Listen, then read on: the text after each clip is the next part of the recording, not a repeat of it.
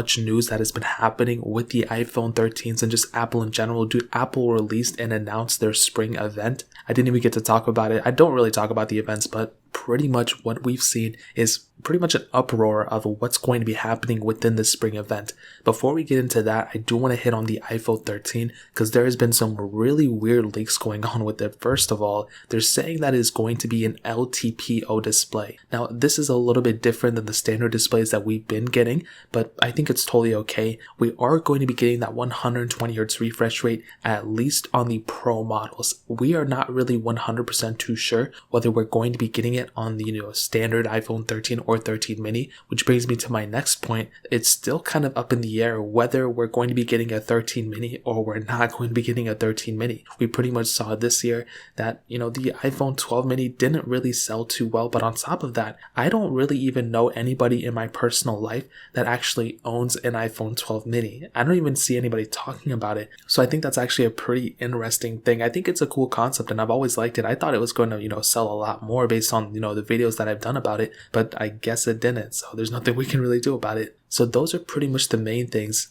that I wanted to hit on, but there was one interesting thing that I really don't understand. Basically, the iPhone 13 mini or the iPhone 13s, if it ever comes out with the 13 mini, you know how the cameras right now are kind of up and up kind of one another, so there's like the top camera and the other camera is right below it. Well, potentially with the iPhone 13s, they're going to be moving the camera around, so instead of the cameras being up top to one another, there's going to be one camera up top and then the other camera kind of to the side of it. Now, I don't know why Apple would do this. It seems very backwards, but I think it's cool. I mean, some people did mention that they do like it. I don't really know. I mean, I think it's like kind of cool, but it's just not really that big of a deal. They are moving that flash up top, and I'm assuming they're putting the microphone underneath the upper camera, so like the bottom left corner. So I think that's cool, I guess. I'm not really too sure why they would do that, but either or, I think that's pretty much the camera module. It's going to be better. I'm sure there's probably going to be 8K, but that's the thing I've always said. With Apple, it just seems like sometimes they're so behind in bringing new features